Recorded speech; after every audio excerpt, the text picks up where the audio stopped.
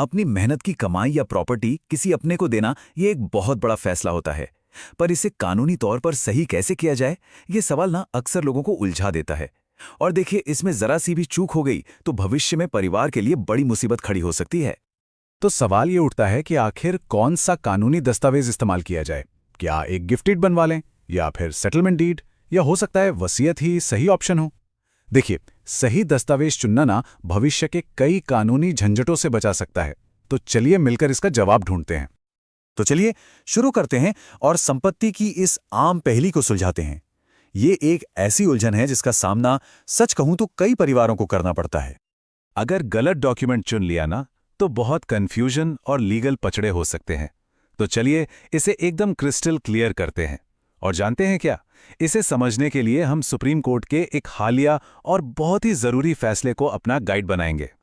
तो भाई, इस पूरी पहेली के सेंटर में हैं ये 3 लीगल इंस्ट्रूमेंट्स। आइए एक एक करते इनको समझते हैं कि ये हैं क्या। सबसे पहले बात करते हैं गिफ्ट डीड की। अब नाम से ही साफ है ना, ये एक तोहफा है, मतलब इसमें पैसों का कोई लेना देना नहीं होता। लेकिन इसमें एक बहुत जरूरी बात है, जिसे भी ये तोहफा मिल रहा है उसे इसे देने वाले के जीते जी ही एक्सेप्ट करना होता है। अच्छा, अब आते हैं सेटलमेंट डीड पर।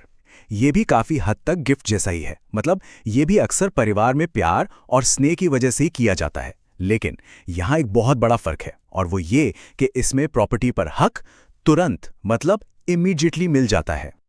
और फिर आती है वसीयत, यानी विल। अब ये इन दोनों से बिल्कुल अलग है। वसीयत लागू ही तब होती है जब उसे लिखने वाला इंसान इस दुनिया में न रहे, और जब तक वो जिंदा हैं, वो चाहें तो इसे जितनी बार मर्जी बदल सकते हैं या पूरी तरह से कैंसिल भी कर सकते हैं। तो सवाल यह है कि इन तीनों में असली फर्क, मतलब वो एक चीज क्या है जिससे पता चले कि कौन सा डॉक्यूमेंट क्या है। यहीं पर सुप्रीम कोर्ट का बताया हुआ एक टेस्ट काम आता है, और ये पूरा का पूरा टेस्ट सिर्फ एक चीज पर टिका है, और वो है टाइमिंग। और ये बात बहुत दिलचस्प है। सुप्रीम कोर्ट कहता है कि डॉक्यूमेंट के नाम से कोई फर्क नहीं पड़ता, चाहे उसके ऊपर गिफ्ट डीड लिखा हो या सेटलमेंट, कुछ भी। असली सवाल बस एक है, प्रॉपर्टी पर हक अभी मिल रहा है या बाद में। देखिए कोर्ट ने क्या कहा, उन्होंने इन प्रेजेंटी शब्द का इस्तेमाल किया। ये एक लैटिन फ्रेज है जिसका सीधा सा मतलब है अभी, इसी वक्त।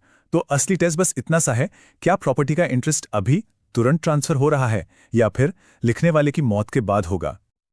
ये टेबल देखिए, इससे सारी बात एकदम साफ हो जाएगी। एक तरफ है गिफ्ट और सेटलमेंट, इनमें क्या हो रहा है, अधिकार तुरंत इन प्रेजेंट ही ट्रांसफर हो रहा है, और एक बार हो गया तो इसे बदला नहीं जा सकता, नो। वहीं दूसरी तरफ है वसीयत, इसमें अधिकार कब मिलता है, मृत्यु के बाद। और क्या इसे बदला जा सकता है, बिल्कुल, जब तक लिखने वाला जिंदा है वो इसे बदल सकता है। यही है सबसे बड़ा फर्क। तो ठीक है, थ्योरी तो समझ में आ गई, पर असलियत में क्या होता है? चलिए अब देखते हैं कि कोर्ट ने इस टेस्ट को एक असली केस में कैसे अप्लाई किया। अब ये केस देखिए, ये एक बहुत ही कॉमन सिचुएशन है। एक माँ अपनी बेटी को अपनी प्रॉपर्टी ट्रांसफर करती है, लेकिन एक शर्त रखती है कि जब तक मैं जिंदा हूं, इस घर में रहने का अधिकार मेरा ही रहेगा। तो अब बताइए, ये क्या हुआ, गिफ्ट, सेटलमेंट या फिर वसीयत? कोर्ट ने इसी गुत्थी को सुलझाया। तो कोर्ट ने इस केस का एनालिसिस कैसे किया, चलिए स्टेप बाय स्टेप देखते हैं। पहला, मां ने प्यार और स्नेह में बेटी को प्रॉपर्टी दी, ठीक है। दूसरा, मां ने अपने लिए एक लाइफ इंटरेस्ट रिजर्व कर लिया, मतलब जब तक वो जिंदा हैं प्रॉपर्टी का इस्तेमाल वही करेंगी। तीसरा, बेटी ने रजिस्टर्ड डॉक्यूमेंट्स को स्वीकार कर लिया, अपने पास रख लिया। इन सब बातों को देखकर कोर्ट इस नतीजे पर पहुंचा कि प्रॉपर्टी में जो इंटरेस्ट था वो तो बेटी को तुरंत मिल गया था, इसलिए ये एक सेटलमेंट है, वसीयत नहीं। और देखिए, यही पॉइंट सबसे जरूरी है। कोई भी सोच सकता है कि अगर बेटी को घर में रहने का हक मां की मौत के बाद ही मिलना था, तो फिर यह वसीयत क्यों नहीं हुई? ऐसा इसलिए क्योंकि प्रॉपर्टी का अधिकार, मतलब उसकी ओनरशिप, वो तो बेटी को तुरंत मिल गई थी जैसे ही डॉक्यूमेंट रजिस्टर हुआ, भले ही उसे कब्जा बाद में मिलना था। हक का ट्रांसफर वो इमीडिएटली हो गया था, और कोर्ट के लिए यही बात डिसाइडिंग फैक्टर थी। तो इस पूरे केस और एनालिसिस से हमारे लिए क्या सबक हैं, मतलब वो कौन सी जरूरी बातें हैं जो किसी को भी प्रॉपर्टी ट्रांसफर करते वक्त हमेशा ध्यान में रखनी चाहिए? चलिए 4 सबसे जरूरी बातें याद रखते हैं। नंबर 1, डॉक्यूमेंट का टाइटल, यानी उस पर क्या लिखा है वो जरूरी नहीं है, उसके अंदर क्या लिखा है वो जरूरी है।